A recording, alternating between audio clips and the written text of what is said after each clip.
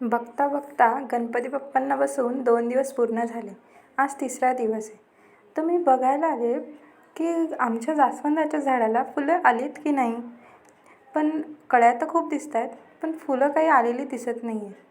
बघूया पुढच्या झाडाला तरी आली आहेत का. हे आमचं दुसरं जास्वंदाचं झाड, त्यालाही काही फुले आलेली दिसत नाही आहे. आणि इकडचं शोचं झाड आहे, वरचं मनी प्लांटचं, आणि खाली आहे लाजळू. लाजळूबरोबर खेळायला मात्र मला फार आवडतं. तुम्हालाही नक्कीच आवडत असेल, कारण त्या किती सुंदर लाजतात.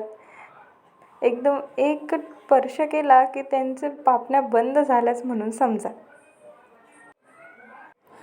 आता मी आमच्या गच्चीवर आली आहे. तिथे आम्ही कुंदाचं झाड लावलं आहे आणि तिथे मात्र मला फुलं सापडली आणि किती सुंदर दिसत आहेत बघा, जणू काही चांदण्याच. चला आता पटकन आरतीच्या तयारीला लागूया. अंगणात छोटीशी रांगोळी काढून आता मी चालली आहे माझ्या बाप्पांना सजवायला. एवढी फुलं मला भेटली. त्यापैकी जे जास्वंदाचं फुल आहे ना, ते आमच्या झाडालाच आलं होतं, जे माझ्या आजीने अगोदरच काढून घेतलं होतं.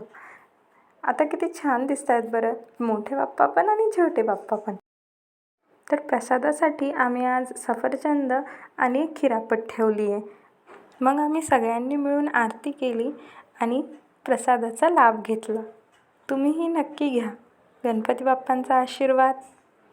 तुम्हाला सगळ्यांना माहीतच आहे, महाराष्ट्रातील अष्टविनायक हे फार प्रसिद्ध आहे. तर मला कमेंटमध्ये नक्की सांगा, कोणत्या कोणत्या अष्टविनायकांचे तुम्ही दर्शन घेतलेले आहात.